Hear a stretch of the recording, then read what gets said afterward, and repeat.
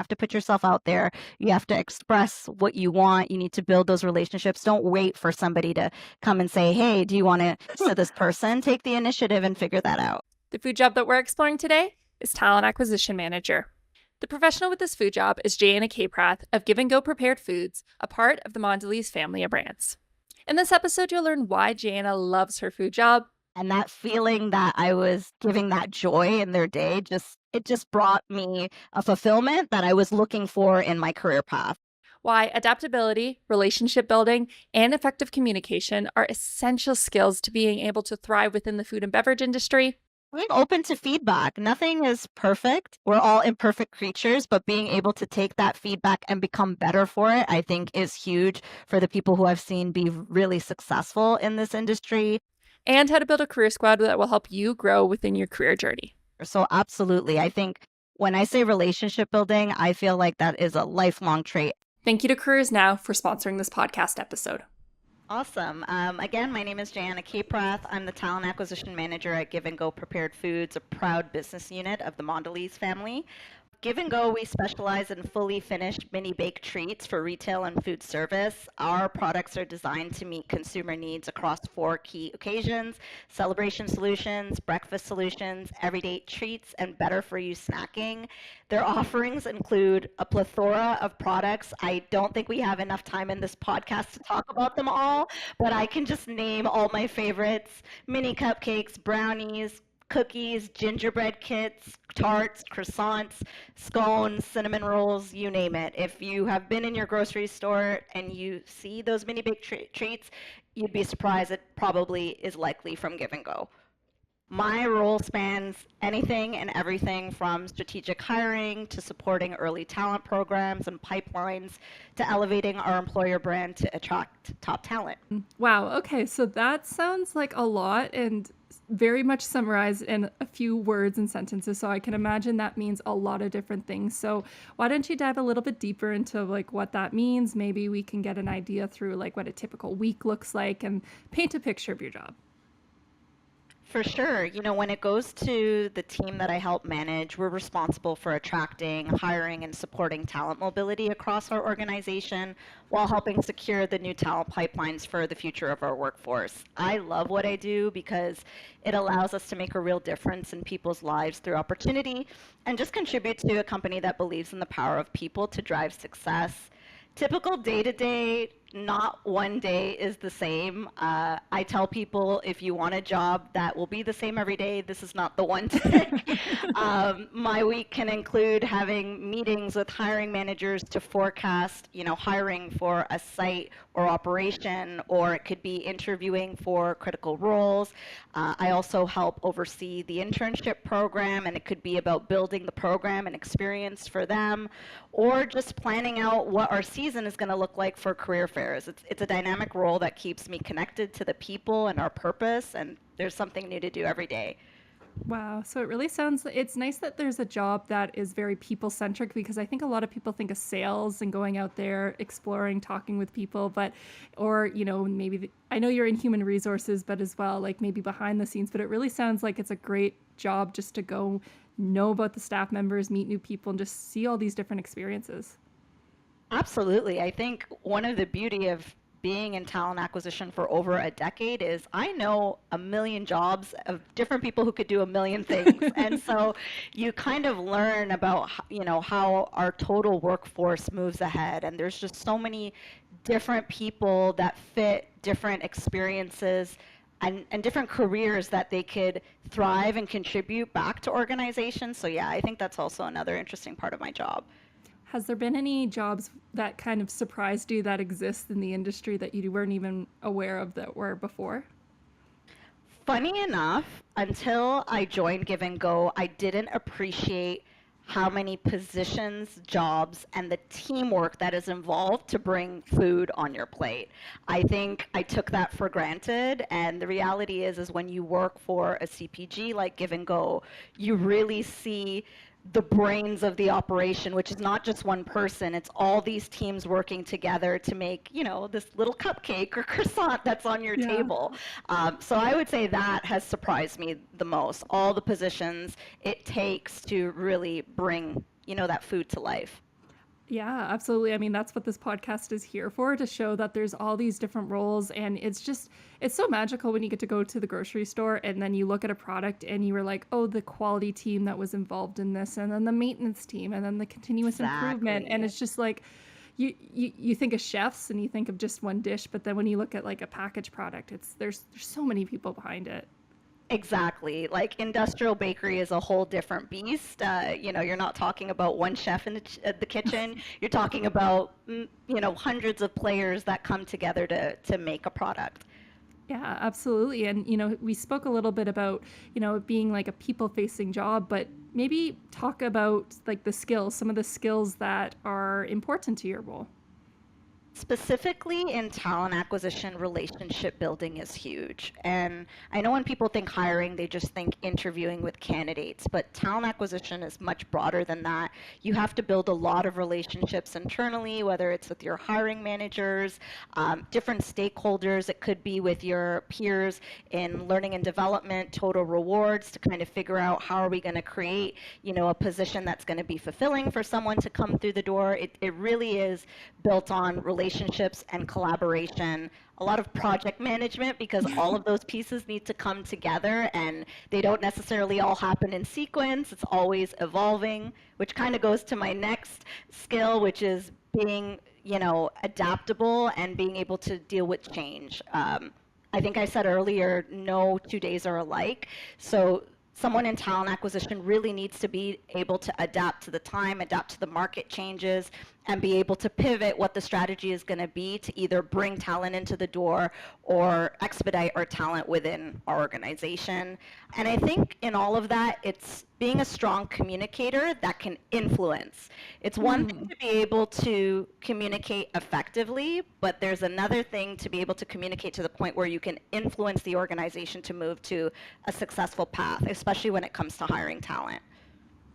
That's a really interesting way, because we talk about communication a lot on the podcast, but I don't think I've heard someone say the word influence. Like, being influential is the same as being effective.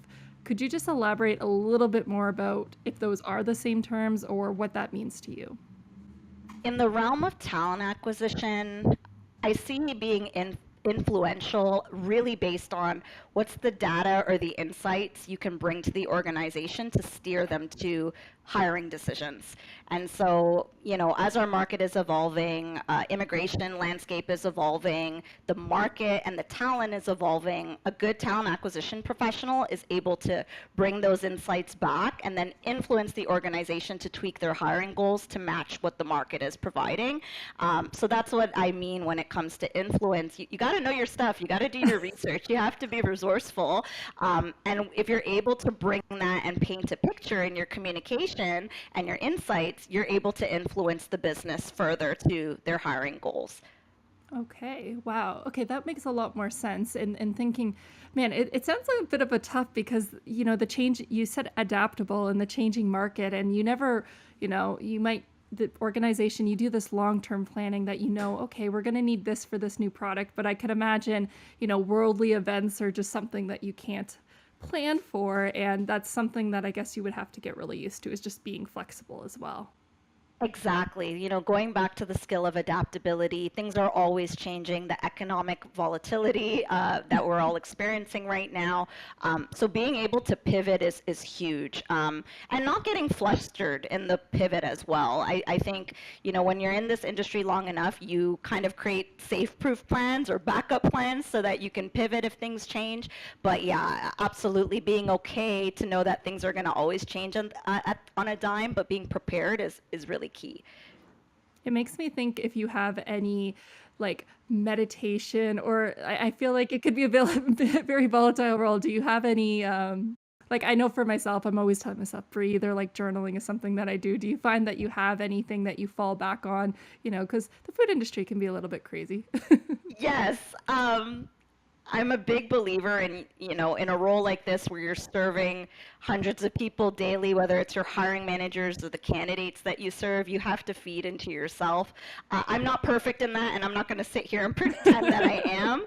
What I really love is just being active. I'm an avid gym goer. I recently put myself into swimming this year because I didn't know how to swim, even though I love the water. So I do believe in, like, pouring into yourself before others so that you can come to work full is pretty important. I like that. And of course, physical activity is very good for your mental health and, keeps you moving and gets you thinking. So, yeah, congrats on getting out there and doing swimming. I can imagine, like, I know how to swim, but I could also imagine it's a little, like, it's a skill that could be a little scary, going from just floating around to As an swimming. adult, it's a whole other ball game. I can tell you that. But yes, we made it. Pivoting a little bit, thinking about the past and thinking about, how you got here. So how did you get into talent acquisition? Because was that something in high school that you're like, yes, I'm going to become working with others and hiring and doing all that? Was that? Definitely not. I make this joke that my first dream of what I wanted to be when I grew up was a firefighter and a ballerina. And then somewhere in grade 5, I changed that to wanting to be Oprah. And then somewhere in high school, where I was very active in extracurriculars and just leadership of like social committees and things like that, it was my mother who kind of said, hey, you need to pick a program, soon as you're graduating. Do you want to check out human resources? And I was very unfamiliar with the term at the time, did some research and saw that it had everything and anything to do with people. And I was really intrigued because, my natural knack in high school was to be a part of these groups where you brought people together towards one common goal. And I look at HR in some ways, depending on what field of discipline you choose to specialize, the same thing. You're bringing people together to the common goal of whatever you're trying to achieve for the business. So it started there as inspo from my mother. But when I proceeded to take the business program at Toronto Metropolitan University, I started to see more of the different disciplines in HR, and I definitely gravitated towards, at the time, talent acquisition wasn't a big lingo word, it was more recruitment. So I tend to focus on my recruitment courses and really enjoyed everything to do with that. And then early on, I got some advice of, hey, you should grab an internship as soon as possible because you don't want to graduate without any experience under your belt. And just for some context, this was during a time where internships were not a thing at the universities. I think only recently, and I think in good faith, it has become a big proponent of post-secondary education to, seek a co-op or seek an internship. But back then, it wasn't. So I kind of went on my own accord to find an internship for myself. And that internship was primarily focused on recruitment. And ever since then, I've been in talent acquisition ever since. It is kind of interesting that you did know about human resources from your mom. Like, I guess pretty much everyone is exposed to human resources once you get a job. But if you're a teenager and you maybe haven't had that summer job, you're like, I don't even know that exists. So exactly. So sometimes it's good to listen to your parents. Yeah, it is. Thanks, Mom. But also, I guess it really does go to highlight about the importance of internships. And like, I guess you say recruitment, but what was it once you were in that role that was like, because sometimes they say with internships, you find what you love, but sometimes it tells you what you really don't love. Mm-hmm. So what was it that got you to think, oh, I actually want to continue doing this? That's a great question. I think it was just the joy in telling somebody they got a job. I think that's the joy that's carried me throughout my career. When you're giving someone a job or a position, you're essentially creating a livelihood for somebody or even a family. And that feeling that I was, giving that joy in their day, it just brought me a fulfillment that I was looking for in my career path. And I feel like that's what's kept me going for the years I've been in this field. Yeah, I think that's a really lovely thing to have that joy of being able to do. And I guess you get to do that a lot, it sounds like. Yes. Thousands of people over the time of my career, yes. Maybe we can use this as a transition point to actually talk about what you currently do right now, because I guess a lot of people probably want to know a little bit of your insights about getting a job and those types of things. And, being a student podcast, we always think about the students and, you probably have some good insights about what makes someone more competitive when hiring. So coming from that student perspective, what do you think that students should be doing during school that can help them with their long-term career success? any opportunity where you can be engaged, working in teams, leading teams, working in projects that are going to exemplify your skills and capabilities, even before you get your first job, is really going to set you apart. Our hiring managers recognize that students are coming out of school with maybe little to no work experience. That's understandable, but then we definitely want to see what else have you done and achieved during your time. And it doesn't have to be just at school. I've seen a lot of candidates who have either done volunteer work, community work, work with their religious institutions, anything that's showing your level of leadership, engagement, coordination. Those are all areas where you can show skills that we demonstrate in the workforce. And I feel a strong student applicant is able to convey that in a tailored application that ties it back to the needs of the role that they're applying for. Obviously, having a well done resume, making sure that you're polished and professional is key. Making it show that you're not just aimlessly applying and that you're really intentional and enthusiastic about the role will also help. But going back to the kind of experiences you're trying to collect, I think being intentional about what you participate in, even prior to your first work job, is important. So I guess it would be important. Like, I love that the fact that you even said that it doesn't necessarily have to be work opportunities, because I do know it can be a struggle for, it can be a tough market sometimes, but there's also opportunities that you can show yourself off through what volunteering and such. But I guess I'm thinking of that resume kind of aspect, like what kind of, let's just say the religious organizations, that was something that like stood out to me that you mentioned. Would it be, what would you put on your resume that you were doing? Would it be just like leading the church group every Saturday, or is it like, is that something that would be good to put on a resume? I think it just depends on what you're applying for. I think if you're trying to demonstrate, say organization or something where you've been able to make an impact, wherever you work, I think would, like where you're able to show that you are able to build or drive something to conclusion would very much help.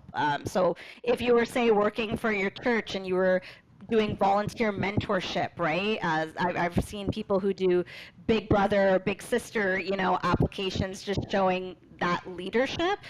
Those are things that just not only bring transferable skills to the job, but I'm really big on like authenticity, and I think it adds flavor and personability to an application that would be unique compared to others.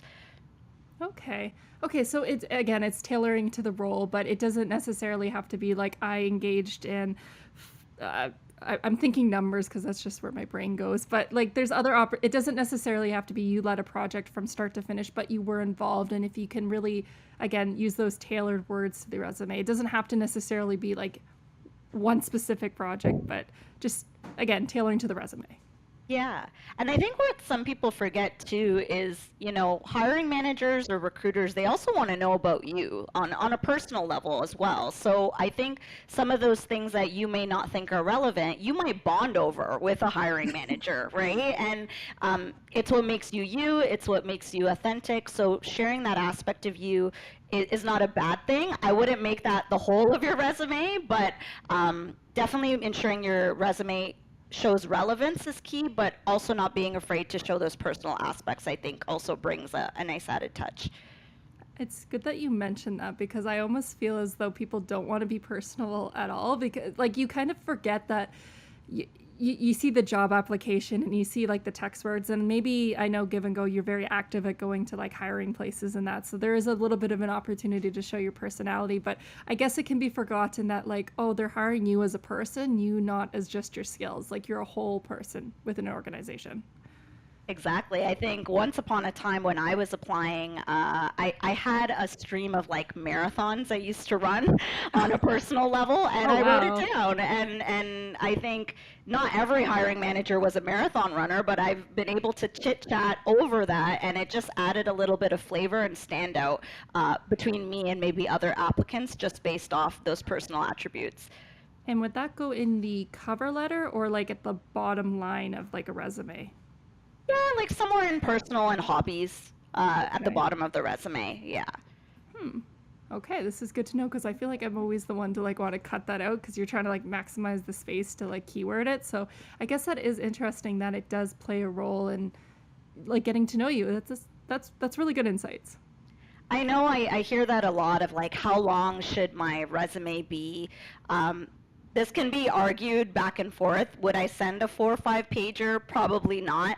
But I think what I'll go back to is your application relevant? And have you tried your best to make it as relevant as possible? If the information there is relevant, I say go to your 2 pages, right? But don't feel like I have to condense everything in 1 page just because I'm trying to meet a quota limit, unless the organization is specifically calling that out. Okay, that's another good insight. And then just thinking more to Give and Go specifically, I know like we're kind of not talking about technical skills, but we're also talking about soft skills. So like as an organization at Give and Go, like what do you think are some of the most important skills that you value at your company? I think it relates back to some of them that I said were important for my role. Relationship building is huge. I think we talked about it earlier. To get a product out, it involves multitude of people, cross-functional departments. So your ability to work with multiple stakeholders and have positive relationships with them are huge. I think being a problem solver is huge. Somebody who can critically think novel situations. Because we're constantly innovating and we're constantly trying to push the needle on our growth, our top talent is always thinking about, okay, what are we doing today to feed tomorrow? And that spans all of our departments. Being adaptable, change management, we're always trying to grow and innovate. So somebody who is okay with that, I don't think if you're a steady Eddie, Give and Go is where you should be. If you're somebody who's in it to win it and really wants to contribute to our company's growth, that would be kind of the skills you'd want to demonstrate. And very much customer focused, right? Everything we do puts a forefront for our customers. So having that sense of quality in your work, I think, makes you a standout. If you're somebody who, I want to perform well and I want to have top tier quality in my work, that would definitely be a skill you want to demonstrate for an organization like ours.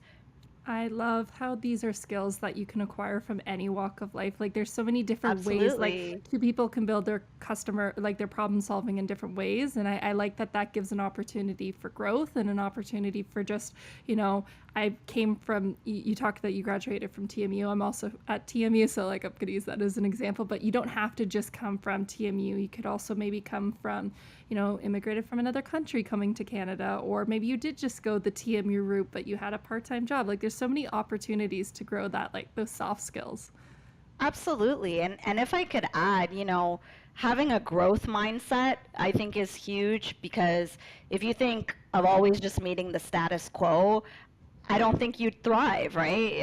A lot of the top talent here and the people on our teams, they're always trying to raise the bar and what can we do next? What great product can we unleash next? And having that resilience to be able to go through the change that requires for us to get there. And a little bit of passion too. You don't have to be super passionate about every product that we have, but just a passion even for the work that you're doing and that it makes an impact to people who do eat our delicious food, I think also helps add some flavor to your application. I love that about the food industry. It's so rewarding to like work on a product that people eat, and it's kind of exciting to know that like, hey, like especially with your company, like yours is the ones that people bring to like all the special occasions and the parties, and that like you could really be brightening somebody's day. Absolutely. I think that's always fun when I'm talking to a candidate and they're like, oh no, I know your brand and I've consumed your brand and it's delicious. That's definitely a great feeling to have. This episode of the podcast is brought to you by Careers Now, a multi-year workforce initiative from Food and Beverage Ontario. They're helping students and job seekers find their path in Ontario's food and beverage manufacturing industry. You've heard Jayana share how vital communication and relationship building are in this field. Careers Now helps you put that advice into action. You can explore new job postings, discover professional development opportunities, and attend upcoming career fairs. That's where you can network directly with hiring managers and connect with great companies like Give and Go. It's quick, easy, and completely free. Visit careersnow.ca or check out the link in the show notes to start exploring today. Okay, with that, let's get back into the episode. Well, talking about growth, and one thing that I have to ask about is about like growth within the company, because like we've kind of spoken about, okay, so I got, we're getting into the job, here's some tips, but one thing I've always want to bring out with this podcast is that there's just so many growth opportunities in the food and beverage industry. And from my understanding, like some people start off on the production floor and then they become like plant managers, they become, there's so much opportunity for growth. So why don't you just talk about growth within your company? Like I just talk about why it's great to work there. Absolutely.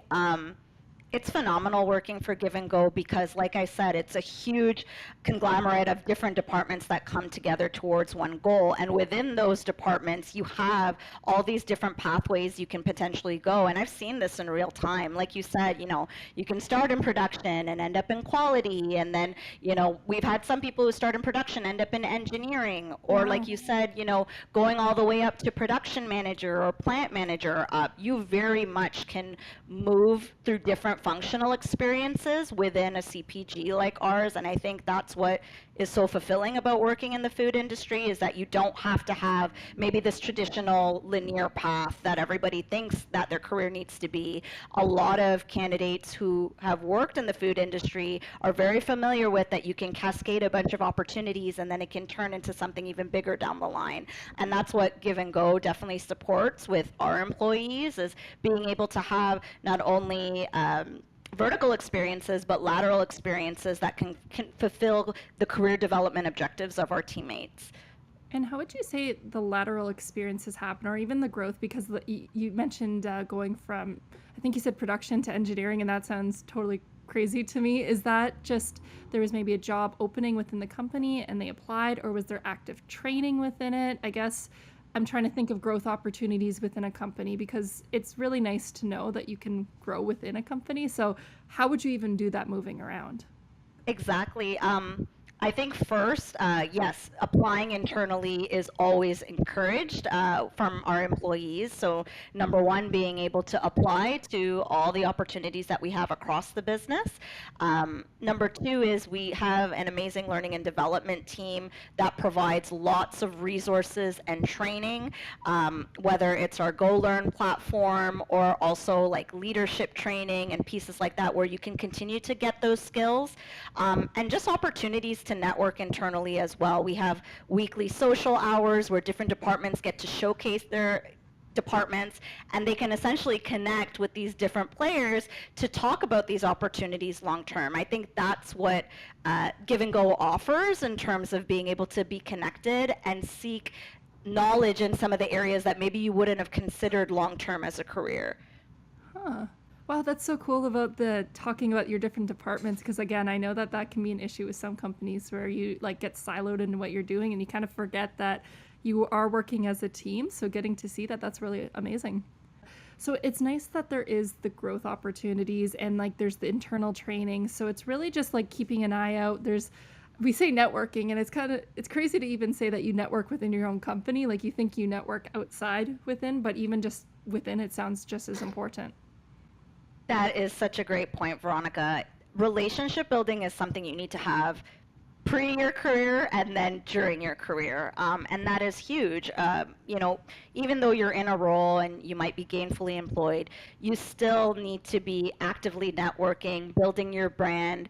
Recently I was coaching our internship cohort, and we talked about the importance of having a career squad. And it's okay to not have this full-fledged career squad, but you should be building that over the span of your career. And I was encouraging them to say, hey, you probably met some people who could be a part of your career squad, whether it's your coach, your mentor, it could be your cheerleader. There's just different elements you need to have that help support you in different phases of your career. So absolutely, I think when I say relationship building, I feel like that is a lifelong trait any person who is pursuing a career should have, because it just helps you gain new knowledge and skills through the connections that you have day in and day out. Okay, hold on. I have to go back. Career squad. That is a new term for me. You have to explain a little bit more.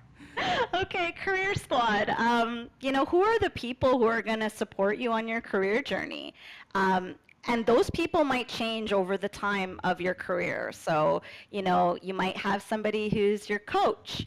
You might have somebody who's your mentor. You might have somebody who's your cheerleader. For me, that was my mom. Uh, there was Great one one. that was very interesting for me that I had to self-check, which was almost having a wellness coach who's checking up on you to make sure that you're okay and you're fulfilling your personal needs. So yeah, those are different elements of the career squad. I might be missing one or two, but it's something that we share as part of our iGrow methodology, and it's something that we have passed on to the early talent cohort that we recently just had. Okay, and I like that it's a squad, and because I think when we also think of mentorship, we think of that one person that just like grows with us in the or like helps. It's a one-on-one, and you think of, okay, so maybe I guess I'm thinking production staff again. So I'm thinking like production, and then plant manager, and then the plant manager is your only source of mentorship. But I guess you don't. It doesn't always have to be industry specific, because it sounds like you mentioned coach. It can be outside. Exactly. I think people make the mistake to think that their career squad needs to be everybody and anything in your immediate team. That is not the case. Your career squad can be people from 3 jobs ago, or it could be people from school. Some people on my career squad are my teachers from high school. So absolutely, it could be anyone and everybody. And it's just about self-checking through times in your career of, okay, who's still in my career squad? Do I need to refresh my career squad based on my goals?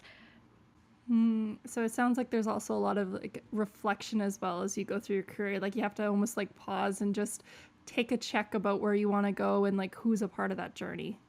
Absolutely, absolutely. And, I think I'm apt to say that sometimes, especially when I was talking to some of our interns, it's okay to pivot. I think traditionally we saw mom and dad start their job and stay in their field for many years, and I think that's definitely changed in the landscape we're in now.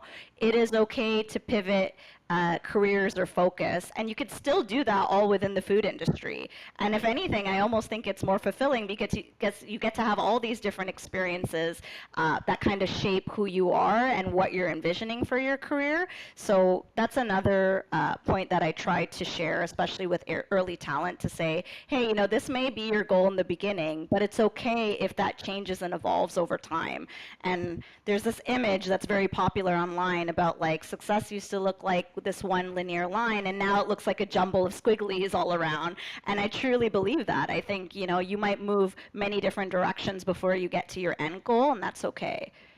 Do you have any like questions that you kind of reflect on to see if you want to pivot? Because there's sometimes jobs can just get crazy in terms of, maybe it's the Christmas rush. So like, it's a very crazy time in terms of production, or it's a slower time. Like what questions would you ask yourself if this is the path that I want to continue on? And like, how would you go about that? Like assessing if this is I'm just having a bad day, or I just do not like this job.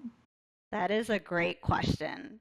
I think if the bad day becomes multiple bad days into multiple bad months, you probably need to spend some time doing some self-reflection. But funny enough, there's another tool that we just shared, again, through the iGrow framework, which is an assessment that tailors to your career drivers. And it's essentially trying to understand what is motivating you. Some people are motivated by the level of impact they can bring to their career. Some people are purely motivated by the level of autonomy and independence their career gives them. So being able to run solo and not necessarily have to collaborate all the time. Some people have careers where they want to be working in different teams and collaborating all the time. Some people want jobs that are going to give them high visibility and status and monetary incentives. So I would give advice to anyone who's trying to kind of figure out what their career path is to really take some time and reflection on figuring out their career drivers. I'm sure there's tons of different assessments that you could probably look out there to do some quick quizzes about what your motivators are. But I think spending time doing that early in your career is a good way to figure out if the path you're looking for is going to be matching and fulfilling those needs. I've never heard that term. Like now that you say it, it makes perfect sense. But I've never actually heard that term, because we think of, the description of the job is what we want, but maybe those, like, you might not realize the autonomy the job has. That's not exactly in the job description. Like, I guess it can be, but I've just never heard of that way of looking at it. I've seen sometimes people really want this job and then they realize, oh wow, I'm going to be talking to people every day. I don't want to talk to people every day. Right? And so Yeah. I think coming to that realization through maybe personal assessments, work assessments, is really important. And like I said, at Give and Go, we support that. We have different tools that our teammates can use to assess, what are their career drivers. You kind of bring to light in my head that I'm thinking, like, you get all these career tests in high school, and then, it's like, what job do I want to do? And then you maybe somewhat get it in university, but like after that, I feel like, yeah, unless you're actively doing it yourself, you don't even remember that there's like all these toolkits and things that can help you assess. And, you're just so focused on the job description that there's, I mean, you're clearly in HR, so you have a pulse on all of this. No, you're absolutely right. And you know what? Even just because I'm in HR, I've made the mistake of not like self-checking and asking myself, hey, what do I want to do next? Or what's driving me today?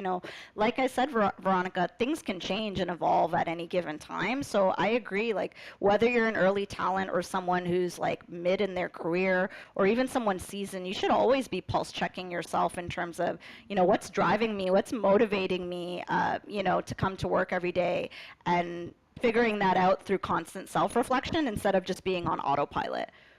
I think that's really good advice that we need to constantly be checking. I think the world moves so fast and it's so easy to get caught up in the day to day. And like we said today, first day of school back for a lot of parents and students. And then you start thinking about your family's needs, and it can get so easy to, oh, I'll do it on Saturday. Or like, you don't even remember to do it on Saturday and you just keep going. Exactly. Transitioning again to, I guess, you mentioned internships a lot, and I guess I want to talk a little bit more about that at Give and Go. So I know that you have a lot of different internship opportunities. So imagine like you're a new student coming in, and like, what would you say is some of the things that someone should be doing to get the most out of their internship and also start off strong? Like, what advice would you give them? Get to know as many people as you can and ask questions. Whether you're an intern or just a new hire, I think your first couple months really needs to be about understanding the people and understanding the business. Being curious to understand what problems exist and then slowly trying to figure out where can you be impactful to those problems. I think for an intern, I always get the question of like, how could I stand out? Don't be a status quo person. Be hungry to not only achieve what's given in front of you, but how could you excel even beyond that, right? Obviously, you want to master what's given to you first, and if that's done, that's great. But then what else can you contribute during the term that you're employed? I think those are the things that, when I recollect about all the interns that really shined over the years, it was that eagerness, that hunger to contribute, those positive relationships they built across the business, and just that dependability to be able to deliver on the ask. I think those are the big key things. And how would you say, because you said across the business, and again, I think about getting siloed into what you do, like how do you break out, like if you're in quality control, like how do you break out and learn about other roles and like, explore? Don't be scared to just reach out. You don't have to be told or given permission to make a relationship with somebody. I know some people freak out if a role is completely remote. How do you do that? You just send a virtual coffee connect, or you message someone to say, hey, I'm really interested in what you do. Do you mind chatting for 15 or 20 minutes? If sometimes not everyone will be able to give you the time, but if one person gives you the time, that's valuable information in a new relationship that maybe you wouldn't have had if you didn't reach out. In our hybrid environment, or our on-site environment, it's much easier. You can do water cooler chat over lunch instead of just sitting with your team, going out and meeting other teammates. We have a lot of social activities or on-site activities that take place, so taking the time to get to know the teammates on site, whether it's at the plant or in the operation, definitely benefits to building those relationships as well. Okay, so again, it's coming back to this idea of that growth, being active, and just getting out there. I mean, I don't think that people would look, as long as you're doing your job, like you're not going out and like, hey, let's talk. If you just put yourself out there, it sounds like a lot of opportunities can come your way. Absolutely. I think the mistake I sometimes see is people waiting for themselves to be tapped on the shoulder. Hmm. I don't think in any world, whether it was high school, college, university, that works. You have to put yourself out there, and I would say the same for, those who are looking to grow in their organization. You have to put yourself out there. You have to express what you want. You need to build those relationships. Don't wait for somebody to come and say, "Hey, do you want to be introduced to this person?" Take the initiative and figure that out. That's true. And it's good to hear from you as well, because I can imagine it could also just be scary because you don't want to like bother the other people as well. But I guess the worst they can honestly say is, sorry, this time is not good for me. Like, just no. And then it's like, okay, well, that maybe wasn't the time, or maybe I'll try in a month, or maybe they're just not the person to do it, because there are people like that. Exactly. And I think it goes back to the same way I say to approach the resume. It's the relevance, right? Like explaining to them, hey, this is why I want to connect with you because I see that you're super experienced in this and I'm very interested in these aspects. Would love your thoughts on this, this, this. So it's almost like you're telling somebody what you need from them. And I find that people are way more receptive when you're specific about what you want of their time. I like that, being specific. That's something that is good to know, because yeah, no, because I can imagine as well, again, coming back to thinking of a student, they're scared. They're just like, talk to me, please. But I guess you have to be specific. Yeah. And I want to almost relay this back because I know we talked a lot about the resume and the importance of the resume. I think if there's any point I would want to come across for those who are maybe just applying to their first role, resumes are not enough, right? We're in a market now where there are hundreds and hundreds of applications coming into positions. You need to put yourself out there. So, whether it's with Give and Go or another employer, find out where they're at. Is there upcoming fairs that they'll be where you can have physical presence, where you can meet them in person and stand out? And then tying it back together in how am I going to show up and be relevant to the person I'm talking to? I think it's something that I advise a lot of people who are looking for work. Try not to just rely on the piece of paper to do the work. You have to get out there, go to fairs, associations, places where like-minded individuals like you will be, and that you can make those connections, because it may not lead to a job right away, but that connection might lead you to another connection that will lead you to the job that you're looking for. Yeah, unfortunately, right now it is a tough job market, and you do have to just put yourself out there. And like, it really sounds like from this conversation that there is a lot of different ways to do that. So don't be deterred if it's just you don't have that work experience. But there's many organizations that could look for volunteers right now. There's like, you can volunteer at your. I mean, I was in an anime club. Maybe there was something there that was financially, or like you could do that. So this is really good for people to know. And I guess I also wanted to talk, one thing we kind of touched upon is the long term at Give and Go. And, we talked about getting into the role, but I'm just imagining, like, as a talent acquisition manager, I can imagine it's a really fun part of your job. It's just helping people stay within your company and like helping them have a great experience. So tell me, like, in your words, how does Give and Go help support your workers like long term?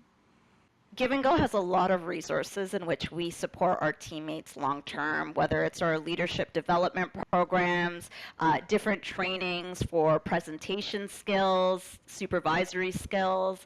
We have this amazing Go Learn platform that provides a plethora of courses where our employees have full access to thousands of different materials, not only courses, but like books, podcasts, and really just trying to focus on a learning first culture. And we get a lot of great feedback from our teammates in regards to those resources. So that is how we definitely continue to support the development of our teammates long term, aside from them having the ability to apply internally for all of our positions. I love that. I love that there's different ways that you support workers, because, production staff's job is a lot different than maybe doing quality control, but then we have like the soft skills that are involved in it. So it sounds like there's so many different opportunities that you can support depending on where the person is in their journey. Like, not everyone wants to be a leader. Someone wants to be the best at their own job. And you do Exactly. need some leadership qualities, but maybe you don't want to step out and be a production manager. Like, but you want to be like the best lead hand, or the best line operator. Like, there's so many different walks and skills that you need for that. Exactly. You nailed it. Yeah, and then as well, that makes me think about, I think that we didn't really touch upon just growing within the industry. Like we kind of glazed over it. So why don't you tell me, like in your opinion, because you probably would know a lot, um, if someone's looking to grow their career in the food and beverage industry, what would you say is the key things that they need? If you're looking to grow in this industry, I think number one, having that growth mindset, that proactivity to go out and drive results is key. Having those strong relationships cross functionally, are you creating and fostering an environment of collaboration towards one goal is huge. Being open to feedback. Nothing is perfect. We're all imperfect creatures, but being able to take that feedback and become better for it, I think, is huge for the people who I've seen be really successful in this industry. And then just having a true understanding of the business and customer needs. I think if you understand the business, if you understand what our customers want, and you are fulfilled and passionate to serve the very best for them, then you will do very well in this industry. Uh, I think I'm gonna leave that there, but before I let you go, I gotta ask the question is, what's your favorite product to give a go? Oh, Yes, on the spot right now. on the spot. It's so hard. You're making me pick one. Okay, we'll go two. We'll go two. I'll give you two. Okay, it's gonna be the donuts, and then it's gonna be the mini cupcakes. Okay, good And choices. I Good know choices. everyone loves the brownies, so they're gonna hate me. The brownies are amazing, but the donuts and the mini cupcakes, sorry, I added a third. Oh, good. I would have picked the brownies on mine, but when you have a company that makes so many good It's sweet hard to treats, it's pick. hard. Yeah. It is. Sorry, I had to put you on the spot there just to show how about all the amazing things that you do, all the products that you produce, and thank you so much for coming on the show, talking about what you do, and talking more about Give and Go. I think that this also just really gives a good perspective as to like how students can grow in the industry, how anyone can really grow, because these are not skills that you just lose as you're a student. Like these are lifelong skills. So thanks for coming on the show, Jayana. Thank you so much, Veronica, for having me.